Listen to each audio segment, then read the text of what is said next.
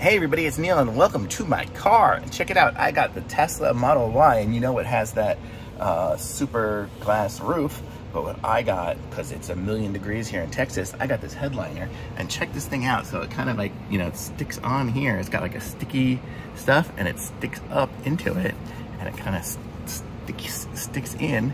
And look at it, it covers it up and you can't even tell which part's the headliner and which part is the rest of the car. So look at that, it just matches, just blends totally in. I mean, this is the car.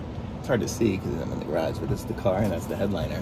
And I could tuck it all in and stuff like that and make it look even better, like here in the corner or something like that. But it's staying up and out, and so I'm like, it's been up for a few weeks and it works good. And totally keeps it way cooler. So I'm just gonna say this thing is awesome. It's the headliner. I'm gonna put a link to it, thumbs up, like this video, subscribe to my channel, and I'll be back with some more reviews soon.